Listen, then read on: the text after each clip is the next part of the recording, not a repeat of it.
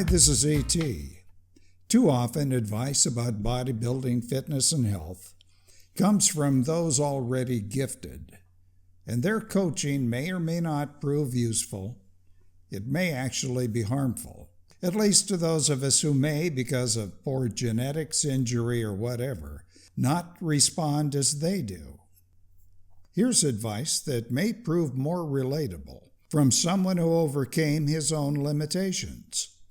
This is Rocky Marciano, the Brockton blockbuster. From 1952 through 1956, the world heavyweight boxing champion. 49 fights with 43 KOs, he retired undefeated. Despite his impressive record, Marciano was the least gifted heavyweight champion. At about 5 feet 10 inches tall, 179 centimeters, his average fighting weight hovered around 180 pounds, about 81 to 82 kilos. That would today be a light cruiserweight. Number 2, his reach measured only 68 inches, 173 centimeters. That's very limited for a heavyweight. Now compare his numbers with more recent heavyweights. This is Vitaly Klitschko, former heavyweight champion, now mayor of Kiev in Ukraine, and about whom more later. He stood 6 feet 7 inches tall, about 2.01 meters. He weighed 247 on average. That's 112 kilos. He had a reach of 80 inches, about 203 centimeters. This is Sonny Liston. He had a reach of 84 inches, or about 213 centimeters. Other hurdles faced by Marciano: he turned pro at age 23, considered far too old to be taught the subtle tricks of what was called the sweet science, and also his ring style was, according to Charlie Goldman, his trainer, the absolute crudest. Marciano succeeded, however, against larger, more talented fighters, including Jersey Joe Walcott, that was twice, Ezzard Charles, and the great Joe Louis. He did so because of one thing: his physical conditioning, something Rocky pursued with maniacal intensity. After running out of gas, that was during an amateur bout before turning pro, that was when he promised his brother, "This will never happen again, not ever." Archie Moore, one of Rocky's opponents, said, "He had more stamina than anyone else in those days. He was like a bull with gloves." Heavyweight Roland Lastarza said, "Rocky just never stopped throwing punches." Novelist Joyce Carol Oates, who wrote a book on boxing, wrote, "Madness or self-discipline, it worked for Marciano." Trainer Charlie Goldman maintained that Marciano never got tired, not in training, not in fights. Rocky continued to maintain fitness long after retiring. At age 46, that was ancient for professionals of the pre-drug era, and retired for more than a decade, Rocky met Muhammad Ali, then known as Cassius Clay, in the ring for a 1967 computerized fight.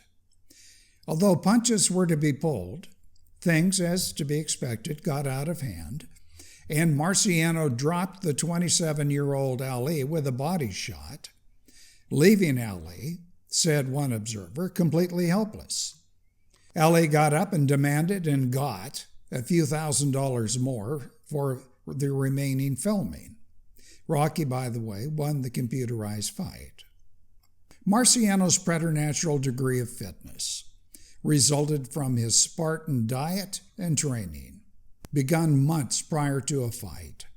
His training diet is now a legend, and of course subject to exaggeration. His diet included, in a single daily meal, 1 gallon of milk, a steak almost raw. He would chew it and spit it out. He may have learned that from his opponent, Archie Moore. He had a baked potato. He had 2 pints each of carrot and turnip juice. This diet allowed Rocky to harden up and actually lose weight. Now that's very unusual for a heavyweight. Most of them believe that extra pounds increase power. Rocky's Spartan exercise program usually went like this. He secluded himself a few months before a fight, often high above Harry Grossinger's Catskills resort. He would regularly pound his special 300-pound heavy bag that added slugging power to already strong arms. He ran 6 or more miles per day. He would spar 4 to 6 rounds per day and did an hour of regular gym work. He would also punch shoulder deep in a swimming pool. He would sprint uphill and then run down backwards. A week before a fight, Rocky would see nobody new, and he took in no new foods. During his off periods and into retirement, Rocky maintained conditioning with his daily runs and sometimes doing odd but strenuous movements, for instance, duck walking upstairs. Who knows what condition he'd have maintained into later life. On August 31 in 1969, The Rock was killed in a private air crash in Iowa. Marciano overcame serious handicaps to become the most successful heavyweight champion yet. But his extreme diet and training protocol would be too extreme for the average, in particular aging American today.